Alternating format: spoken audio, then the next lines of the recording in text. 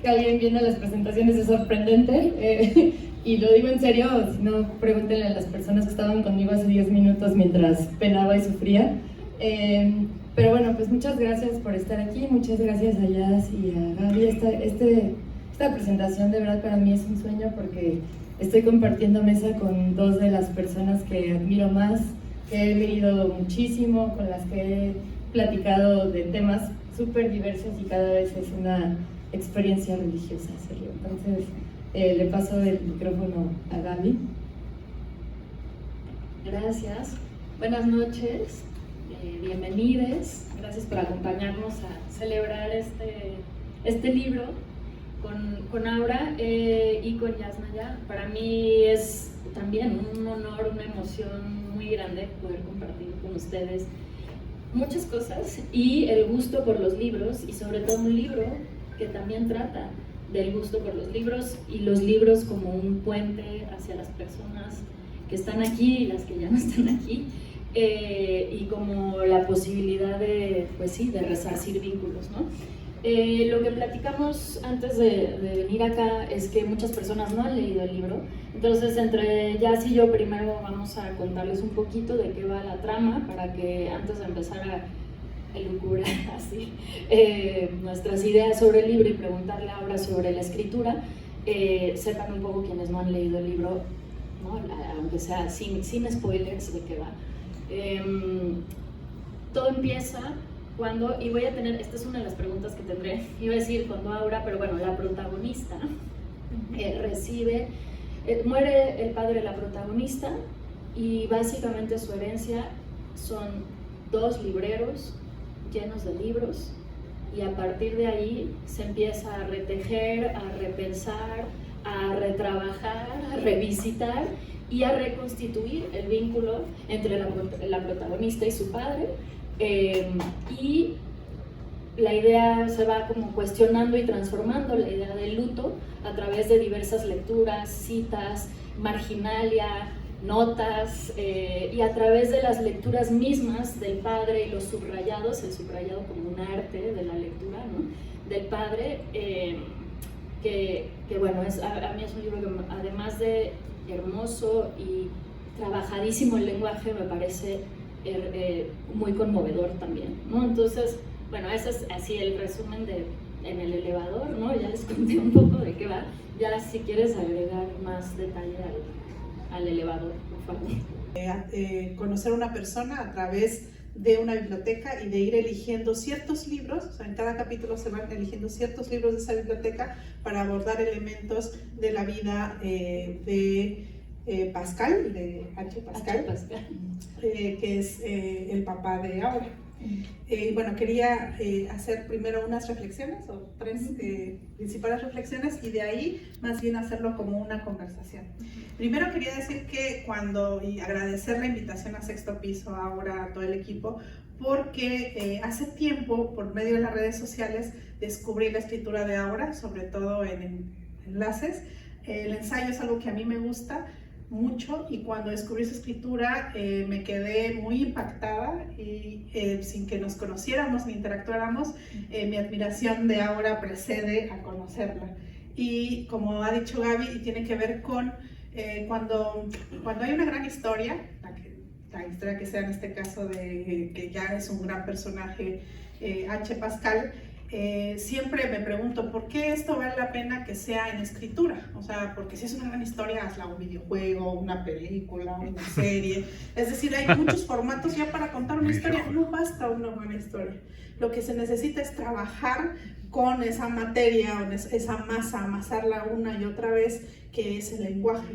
Y yo siempre pensé, y ahorita ya se lo pregunto directamente, que esta manera tan extraordinaria que tiene ella de amasar y trabajar con el lenguaje, tanto con la sintaxis, como con la semántica, como los significados, yo decía, ¿será que lo hace de manera tan extraordinaria porque estudió letras clásicas? Y dije, me arrepiento tanto de no haber hecho esa lección y haber estudiado hispánicas, tal vez por eso no me salió tan bien. Entonces, bueno, quería desde esa admiración y que esta historia está en este formato de un libro, no solo porque es un gran personaje, no solo porque es una gran historia, sino porque debía estar en ese formato y no otro, por la manera en la que amasa, trabaja, elige la materialidad del libro, que es el lenguaje, la palabra, la gramática, la sintaxis, etc. Y bueno, también una de las cosas que más agradecí y más me sorprendió del libro es porque me apeló directamente. Yo, al contrario de ahora, crecí en un ambiente con muy pocos libros. Entonces, nunca me hubiera imaginado que se podría, digamos, o me parece después de leerla algo bastante obvio, pero en un principio no, que se pudiera conocer y tratar de hilvanar y de crear una revisión sobre la vida de alguien y revivirlo de algún modo a través de sus libros. Ahora me parece bastante obvio, pero es algo que, por ejemplo, yo no podría hacer, ¿no? Pero esa elección de ir viendo elementos de ese libro para irlo haciendo, me di cuenta de lo personalísimo que es entonces la creación de las bibliotecas personales, que es algo además que no ha sucedido siempre, porque históricamente pues los manuscritos o las bibliotecas han sido espacios de ciertas personas tal vez muy privilegiadas, o de monasterios o de bibliotecas públicas, etc. Con el paso del tiempo y también pues con el surgimiento de la burguesía se fue creando la posibilidad de tener, o democratizando más la posibilidad de tener libros, y por lo tanto que ahí esté impregnado las, no solamente en la marginalia, sino también en la propia elección y selección de esos libros. Y también en la marginalia, justamente porque yo crecí en un ambiente con muy poquitos libros, eran como muy colectivos, entonces no podía yo dejar una impronta. Entonces es algo que todavía no puedo hacer. Yo cuando leo un libro y me gusta mucho una parte, por ejemplo el libro de Aura, está transcrito en mi diario de citas porque no lo puedo subrayar por esta misma imposibilidad. Pero volvía a pensar en eso, ¿no? La posibilidad de lo que dice una biblioteca, pero también me di cuenta la importancia de los cuidados. O sea, al final una biblioteca demanda cuidados. Demanda no solo la selección, y creo que lo dicen creo que perdí ahora la página, literalmente, porque hay que limpiarlos, porque hay que ver que encuadernarlos, ordenarlos, seleccionarlos, como en este caso que te obliga el hecho de haberlo heredado. Entonces creo que tiene ese primer nivel, que sería como el nivel de los libros. Si alguien me preguntara de qué trata este libro, podría responder que es un libro sobre libros. Pero no solamente es un libro sobre libros, sino también es no sé si decir un libro histórico, tal vez es demasiado estirar el término, pero es una radiografía sobre una época. Entonces es una época que yo también, o sea, otra vez una mirada ajena, no conocí, porque yo tuve, digamos, una adolescencia, a diferencia de ahora, rural, ¿no?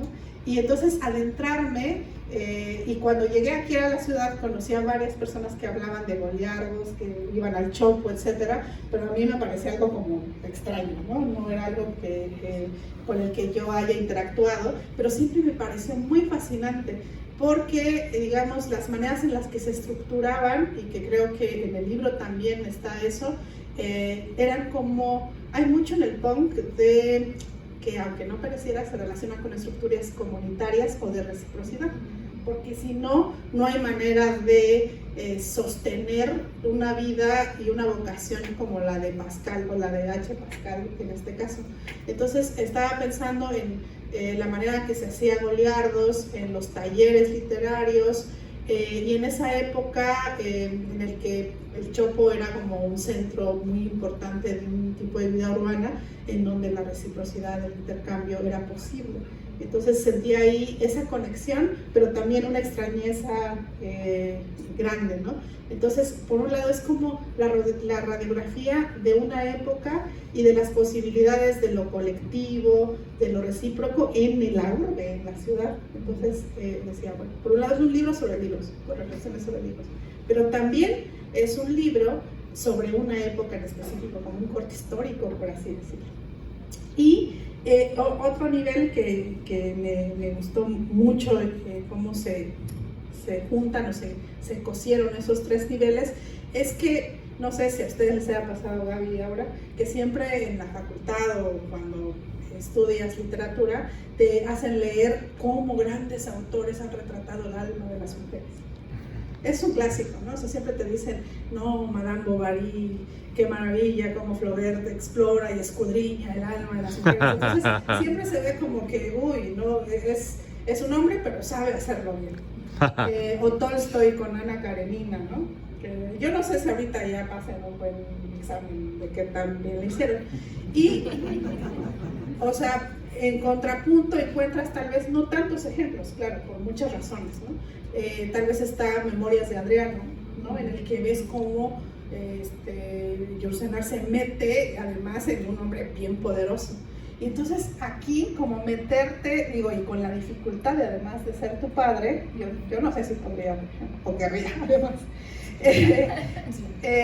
es como, o sea, podríamos decir, es cómo se escudriña la vida, o sea, desde la mirada de una escritora, mujer, de un hombre, con todas las complejidades, contradicciones, vericuetos y laberintos del cariño, del enojo y de también la diferencia generacional.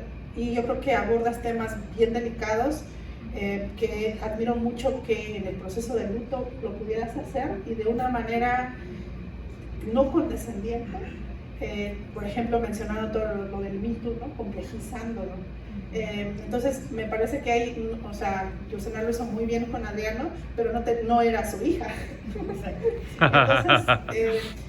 veía esos 3 libros en uno y además de lo que se va contando, el trabajo con cómo se van engarzando cada una de las palabras, y leía varias veces cada una de las oraciones y decía, qué manera de construir la oración y de irlo haciendo de una manera tan bella y tan extraordinaria. Y lo disfruté muchísimo y me volvió a conectar con esa primera gran exclamación del espíritu, por así decirlo, de la mente, de la primera vez que te vi. Muchísimas gracias. Sí, pero vamos a seguir con muchas gracias, quiero llorar, pero voy a llorar frente a tanta gente. Híjole, no sé ni qué contestarte porque dijiste muchas cosas que me interesan mucho, y me gusta mucho que hayas planteado este libro en 3 niveles, porque yo creo que la literatura que me gusta a mí es la que tiene distintas vocaciones y voluntades en un solo libro. Digo, me interesan muchos tipos de literatura, pues, pero en lo que he escrito me ha gustado mucho la idea de hacer libros que sean muy... hay una palabra que no recuerdo ahora porque estoy nerviosa, pero bueno, como que tienen muchas dimensiones de lectura y también que son muy híbridos, ¿no? Me gusta mucho no tener que pensar en una novela como una novela cuadrada a la decimonónica, además, sino también poderlo pensar como un espacio tan libre como para incluir ensayos o poder incluir algo de crónica. En fin, explorar todas las posibilidades que la escritura de un libro permite, ¿no?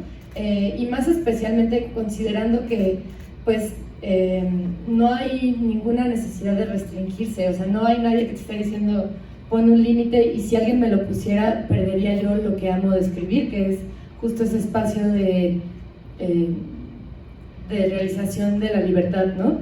Y luego, por otro lado, pues sí, yo sí estoy escribiendo sobre un padre, y eso sin duda fue una dificultad muy grande, pero también fue justamente el objetivo de este libro, ¿no?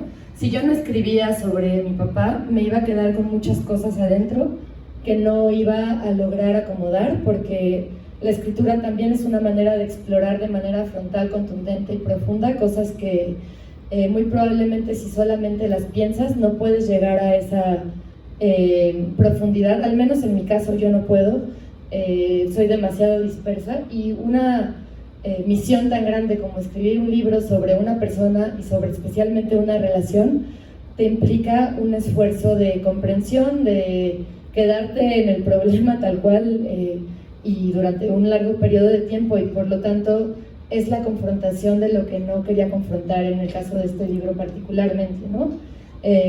Cuando empecé a escribir esto, lo he dicho varias veces, pero pues es la realidad de las cosas. Yo tenía una biblioteca que no había tocado, que estaba en mi casa, que estaba absolutamente en la manera en la que fue acomodada, y quería leer algunos libros, quería vender otros, quería regalar otros, quería muchas cosas y no estaba haciendo ninguna y llevaba un año sin hacerlas. Entonces dije, aquí hay algo raro, o sea, si esto no es una manera de evidenciar la negación o de evidenciar la supresión emocional, no sé qué otra metáfora más explícita puedo encontrar en la vida, ¿no?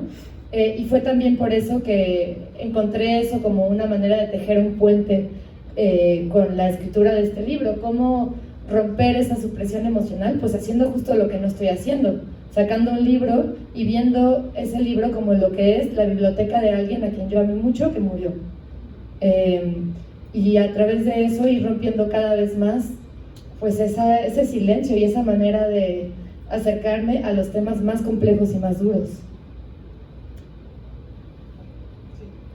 Bueno, yo hago eco de muchas de las cosas que estabas mencionando ahorita, Jazz. Pensaba cuando decías, bueno, usar la palabra historia es como estirar quizás demasiado, pero entonces yo pensaba, no, pero es que es muy claramente también, entre muchas cosas, microhistoria como homenaje, ¿no? Como retomar esa idea de hacer microhistoria, eso, como homenaje a un momento, a una especie de contracultura, un momento contracultural, y a este personaje que es H. Pascal en toda su complejidad.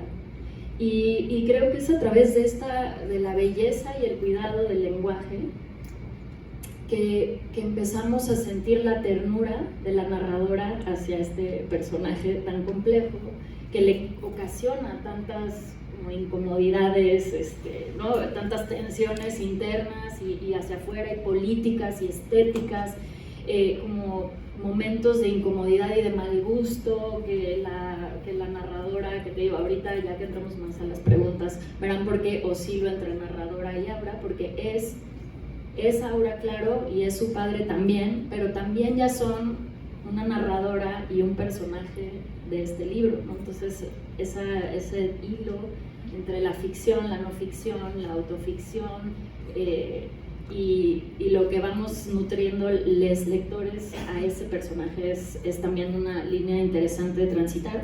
Pero esto último que decían me hace pensar como esta manera en la que el lenguaje te permite transitar el luto, y al mismo tiempo cómo hay una especie como de asedio fantasmal ontológico que no te deja, o sea, este fantasma de H. Pascal a través de los libros, de la margina, de lo que subraya, en algún momento me gustaría que platiquemos del billete con el sobre de atún como gesto de amor, pero ¿no? También como de por momentos la protagonista va narrando como las manchas que hay, o sea, la materialidad, como estos fantasmas, el fantasma del padre se presenta una y otra vez neciamente ante la protagonista que quiere, como tú decías ahorita, como, no, eso no está aquí, esto no está pasando, se presenta una y otra vez,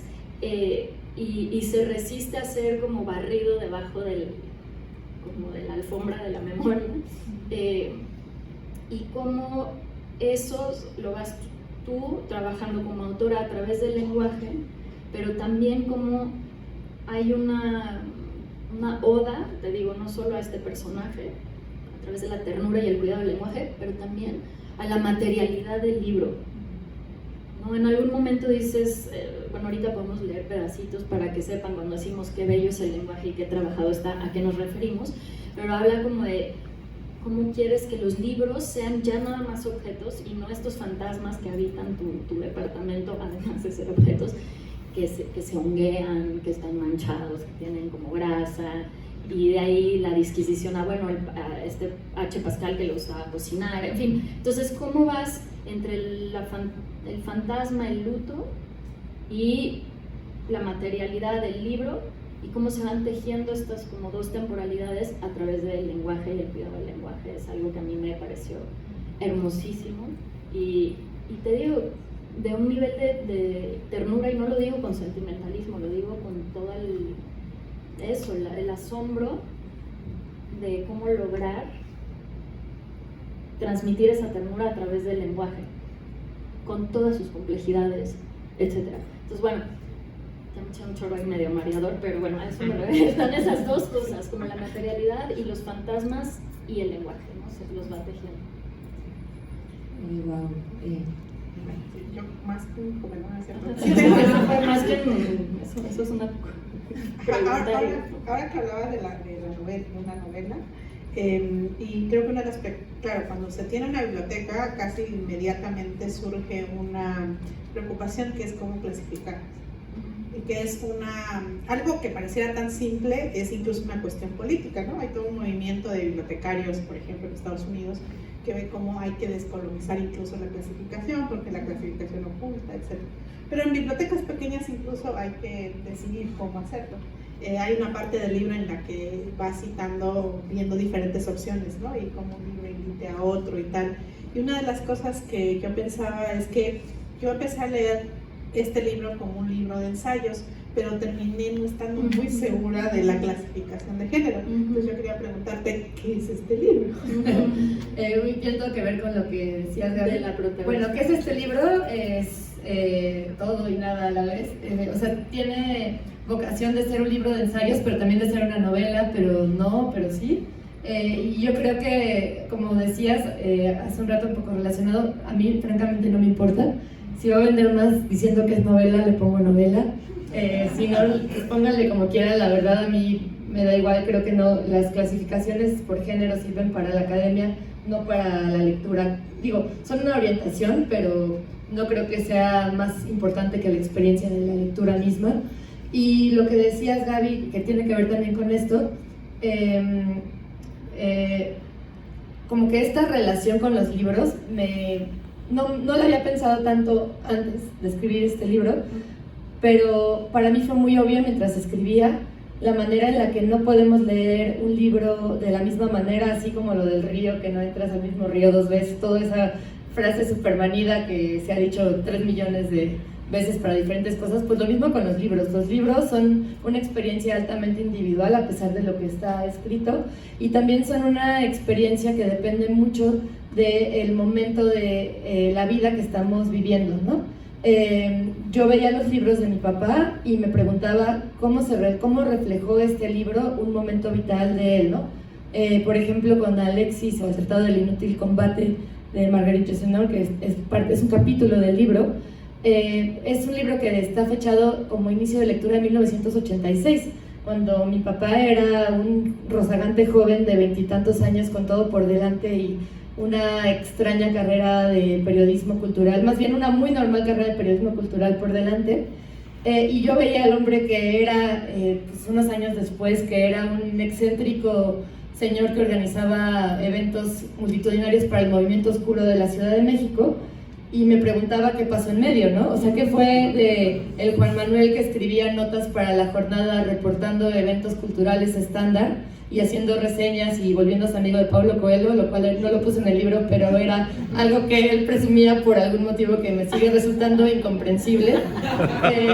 Pero bueno, a él lo conocí en los 80s justamente, y era cuando él pues tenía una carrera mucho más convencional, y descubrir también a través de, pues no solo de los libros, sino de mi propia experiencia y de los relatos de otras personas, qué había entre el joven que leía y que ponía un nombre, todavía se llamaba Juan Manuel García Junco en ese libro, o al menos todavía no se ponía en todas partes el reciente nombre de H. Pascal, al momento en el que ya era simplemente H. Pascal, y ni siquiera ponía cuando iniciaba los libros, ni les ponía nada después, ¿no? Y simplemente eran libros que olían a cigarro y que lo acompañaron a lo largo de muchas mudanzas después de que se divorció de mi mamá. Entonces los libros también tenían esa historia, ¿no? Tenían la historia del olor a cigarro, que pues fue parte de su muerte también, y tenían la historia también de las muchas mudanzas y los muchos problemas económicos que hicieron que tuviera que vender su biblioteca en cierta medida por muchos momentos. Y también era un tema que me interesaba mucho explorar porque, como decías, la materialidad de los libros es algo real y está atravesada por muchas cosas, ¿no? Está atravesada tanto por las posibilidades de adquisición de los libros, pero también con deseos emocionales de adquirir cierto tipo de patrimonio, porque mi papá no tenía dinero, pero sí que compraba libros. O sea, podía no pagar la renta, pero dime tú si no iba a librerías, ¿no? Y tiene un lado excelente, heroico y muy encomiable, pero también tiene otro lado hasta que no. Y bueno, también creo que la parte encomiable, pues sí está toda esta gente de la que soy parte o he sido parte, que considera los libros como un patrimonio fundamental y que prefiere eso a otra clase de comodidades en la vida, ¿no? Que esa es la parte como bonita de ello, y también los libros son eso. Y cuando yo heredé estos libros, pues me empecé a preguntar mucho por qué mi fantasía de una biblioteca es una fantasía suntuosa, cuando una biblioteca es lo que yo he estado armando desde hace muchos años, lo que mi papá armó toda la vida. Es una cosa viva, móvil, que depende de mudanzas, ventas, el chorizo que le tiras encima en el caso de mi papá. Yo no como chorizo. Ahora que lo pienso, acabo de tener una revelación, ya sé por qué dio el chorizo. Pero bueno, pues todas esas cosas acaban en los libros y también son parte de eso, y también la manera en la que escribes, piensas, hablas, vives los libros es parte de tu biografía. Sí. Y algo que quiero ahorita recalcar, ya que nos estábamos riendo, es que además de todas estas cosas como importantes, trascendentes, que acabamos de mencionar sobre el libro, sobre el lenguaje, sobre la temática y sobre sus personajes, a mí me importa mucho también subrayar que es un libro muy gracioso. Es muy cagada, eres muy cagada.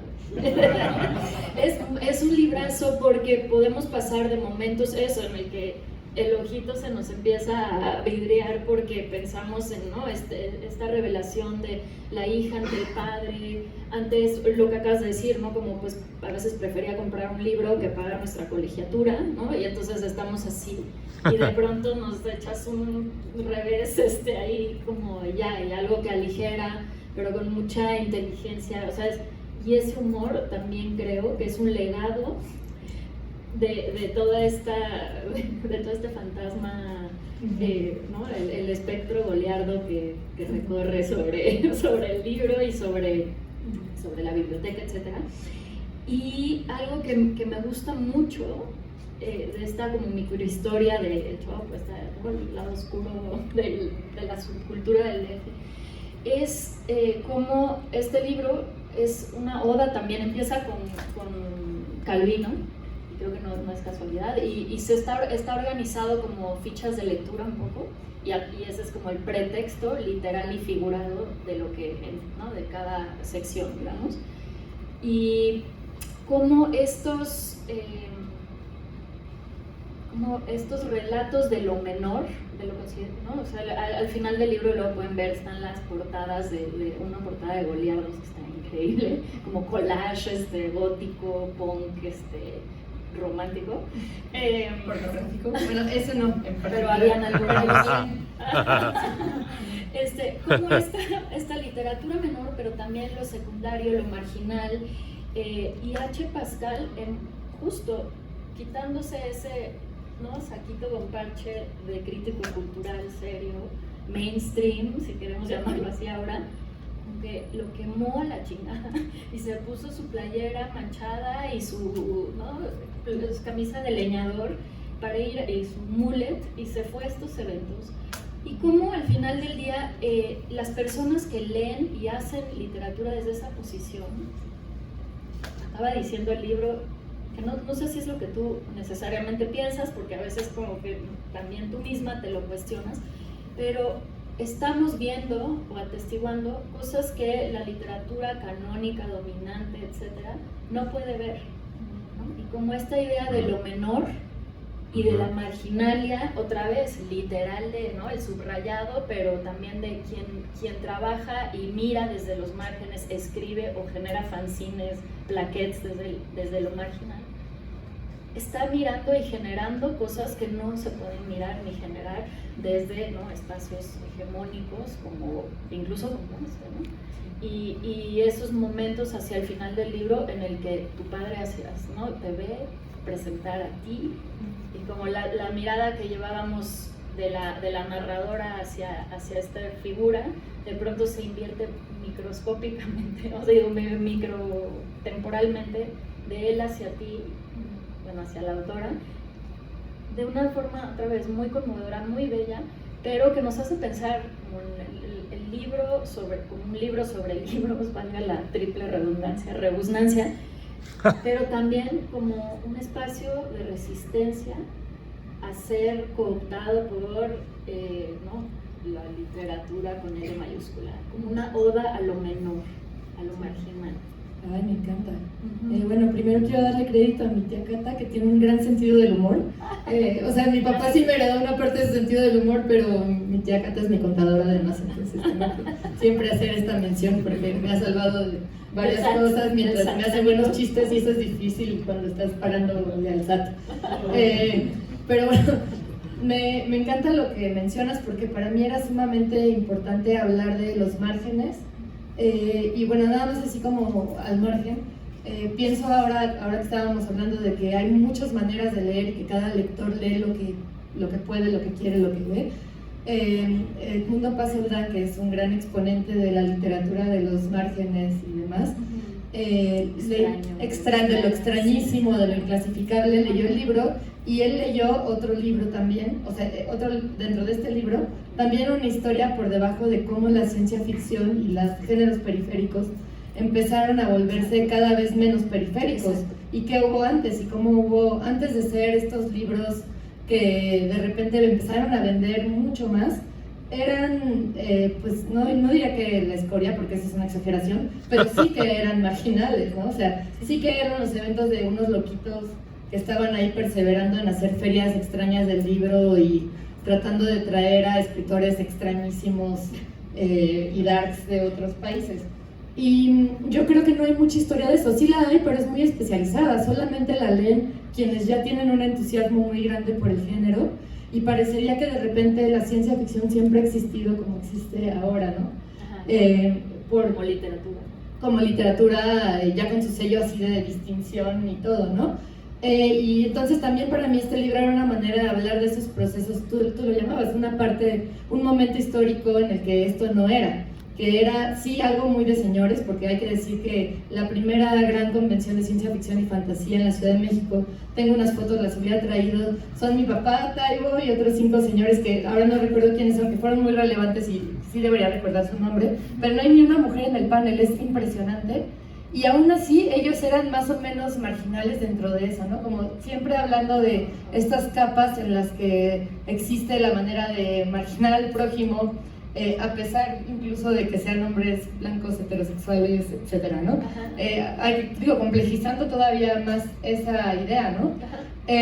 Y pues sí, hay algo de eso, ¿no? De cómo hablamos de esta literatura, historizándola, viendo que no siempre ha sido tan aceptada y viendo que incluso ahora hay muchos prejuicios y siempre la literatura realista tiene una especie de jerarquía por encima de la literatura de la imaginación de cierto tipo, ¿no? Eso me parecía muy importante rescatarlo y luego verlo con la manera en la que funcionaba. Estos festivales góticos que organizaba mi papá, iba gente que no tenía nada de dinero.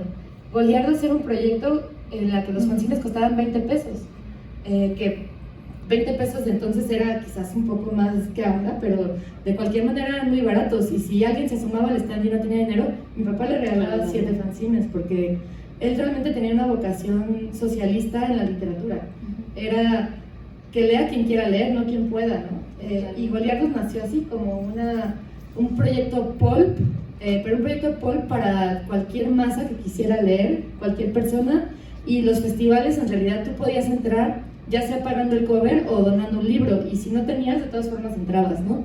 Entonces creo que eso es muy destacable, porque no solamente lo hizo él, lo hizo muchas personas, lo hicieron muchas personas, y es como un poco el tras bambalinas de lo que vemos como la cultura mainstream, estas ferias, ¿no? Que hay tanto dinero que se mueve aquí y se están hechas con tanto dinero, y estas eran cosas que se organizaban muchas veces bajando fondos del Estado, o por las buenas o por las malas, o de tus hijos, por las buenas o por las malas, ¿no? O sea, ahí también hay algunas cosas que yo tendría que no clasificar como chismes, pero sí son de malos manejos de fondos, que también era algo bastante extendido ahí. Pero bueno, en fin, o sea, todo esto para hablar de que sí, la contracultura también era eso, ¿no? y el chopo era parte de esa contracultura, el circo volador, y siguen siéndolo. No sé ni cómo son ahora, porque pues ya soy una señora de cierta edad que ya no se para por ahí. Pero sí, me gustaba mucho también hablar de esos espacios que fueron mi adolescencia y que fueron donde yo empecé a llevar mis botas de 2 kilos por pie y de mis capas de terciopelo. Bueno, no tenía capas de terciopelo. Pero tu papá sí, pero tu papá sí. Pero mi papá sí la tenía, no lo usaba, pero sí la tenía. Sí. No, y digo, como perdón, mini paréntesis, recordar que esto es pre-TLC. O sea, no, ahorita podemos ver y encontrar libros, traducciones, cosas que no se veían en los años 80. Era como, pues si no había alguien clavado haciendo esta pequeña plaquette con una traducción ahí que se hicieron en casa, con la máquina de escribir o lo que fuera, como en el Chopo, el mismo intercambio de música, de discos, de revistas, de fanzines. No, eran cosas que no, o sea, muchos de los autores de ciencia ficción, etcétera, que están en Goliardos, son traducciones, ¿no? O sea, como que no todo es, o no solamente eran los talleres de aquí para aquí, sino eran traer cosas de otros lados, traer autores de otros. O sea, eso es, en este momento pues es como, ay, bueno, ya googleas y encuentras 10 blogs, ¿no? En ese momento era como luminosamente revolucionario, de verdad, era una pequeña insurrección marginal, pero importante, que creó un mundo de lectores y escritoras, y ustedes no están para saberlo y yo sí para contarlo. La primera presentación del libro en la Ciudad de México, llegaron un montón de personas que estuvieron en esos talleres y estaban como sentadas, muchas mujeres además, dentro de todo este como una muy machirul de la ciencia ficción, muchas mujeres como a homenajear a H. Pascal. Fue extremadamente conmovedor, he de decir, pero es un legado que nos permite a muchos de nosotros, sin saberlo, leer cosas que estamos leyendo hoy, y que se acepten libros que se están aceptando hoy como literatura. Pues tiene esa pequeña como ola expansiva que tiene también sus raíces ahí en Goliardos, y no es broma, o sea, no es estirar demasiado la liga. Y es bonito que puedas reconocer la dificultad, la complejidad y lo molesto, pero también la belleza y lo importante y lo trascendente. Sí. Yo tenía, un comentario y 2 preguntas, a ver si nos da tiempo. La primera es, o sea, estaba pensando porque hay una sensación en el libro como casi pudiste, así como hacerte mainstream, o sea, como tener éxito y renunciaste, como una... Esto muy también de esa época, ¿no? Como la romantización del fracaso. Total. Pero lo que yo estaba pensando es, esta literatura es marginal porque hay un proceso de marginalización y hay que ver ese proceso. Y ese proceso va pasando constantemente, igual como que ya el cyberpunk era como, o sea, eso ni es literatura, pero luego te acoge y ya, o sea, porque puede ser vendible. Y entonces yo pensaba que todo ese mundo en el que se movía y creaba y participaba activamente H. Pascal estaba poniendo como en crisis el mismo libro como mercancía, porque digamos es en la tradición occidental que puedes acceder a la literatura por medio de objetos que se compran y que hay tiendas. O sea, yo si quiero acceder a lo poético en Mije, no hay ninguna tienda donde pueda comprar, no está comodificado, no es mercancía. Entonces veía que, claro, el trueque, o sea, otras economías, es el Goliardos y esos libros estaban inscritos en otro circuito económico que se resiste un poco a la comodificación. Entonces sentía un poco que H. Pascal había sido castigado por querer mantenerse ahí.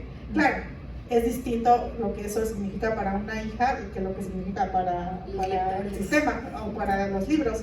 Y pasa mucho con los hijos y las hijas de activistas, ¿no? Que son héroes para la comunidad o para la defensa del territorio, y terribles para los hijos, las hijas, y que hay mucho trabajo de otras mujeres de cuidado que están criando a esos hijos para que el otro sea el héroe, ¿no?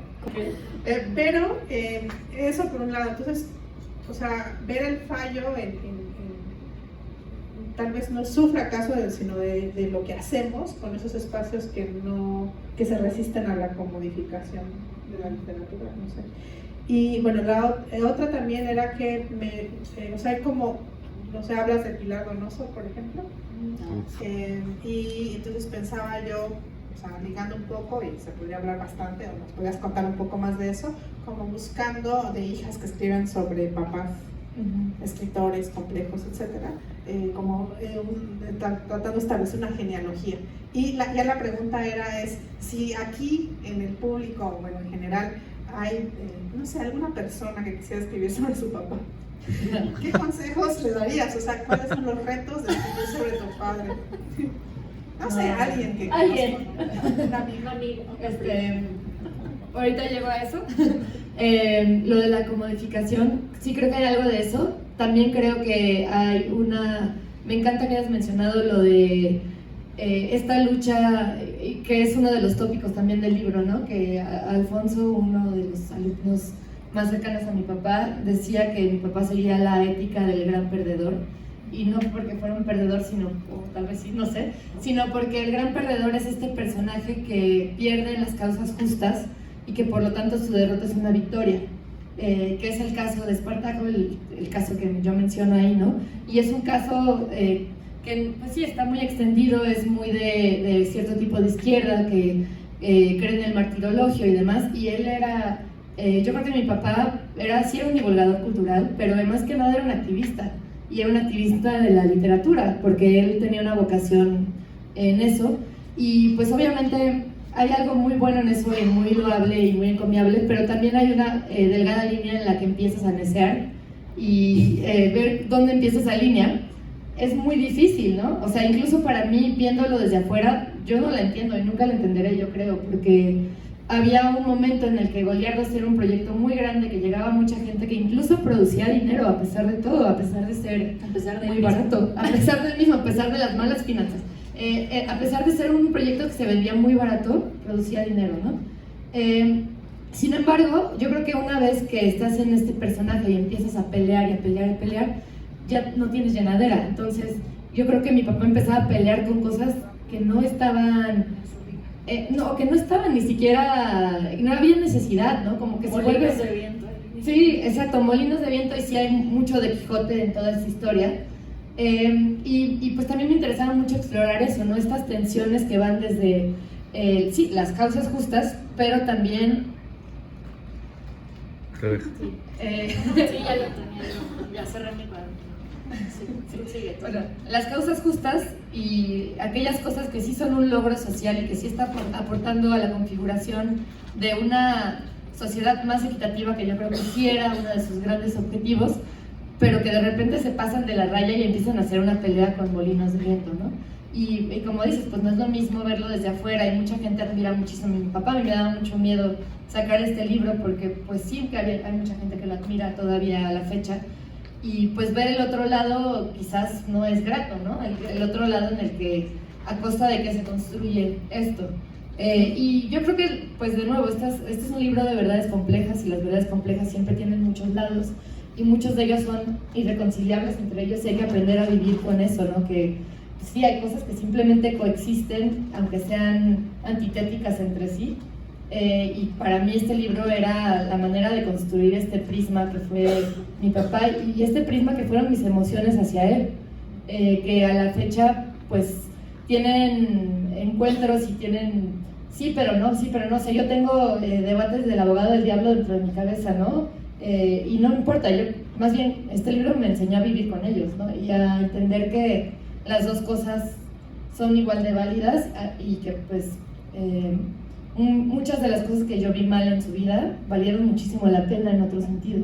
Y sobre la pregunta de ¿les recomendaría que escribieran sobre sus padres? Sí, ¿por qué no? O sea, una cosa es escribir y otra es publicar. Sí, escriban todo lo que quieran. Publicar, pues bueno, ya cada quien hizo hoguera. Sí quiero decir que pues sí hay un juicio luego bien duro cuando escribes sobre tu familia. De hecho, los últimos capítulos del libro están dedicados a eso, a qué significa crear un personaje de alguien a quien amaste, y qué significa escribir sobre alguien más, no solamente eso, ¿no? Sino cuál es la ética que tiene que pasar por en medio de la escritura biográfica de alguien que sí eres tú una parte, pero hay otra parte que te excede e involucra a otra persona. Entonces, pues sí, muy diferente escribir a publicar. Yo creo que escribir siempre es catártico, lo recomiendo ampliamente. Como yo decía hace un rato, gran espacio de libertad. Publicar ya es otra cosa, y si me lo preguntan, tengo opiniones encontradas. No, yo no me arrepiento de haber publicado este libro, pero no creo que sea el caso de todos los libros. Mencionas el de Pilar Donoso, del cual se habla ahí. Que creo que hay un letrero que dice atención, ¿no? Así de, no, o sea, ya. Sí, ya, o sea, ya no voy a resumirles de qué trata.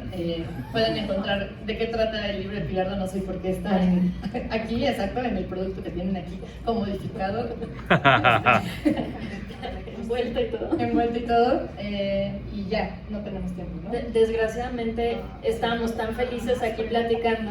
Yo tenía, o sea, se quedan muchas y creo que hubiera sido muy lindo también, pero pueden hacerle todas sus preguntas pidiéndole que le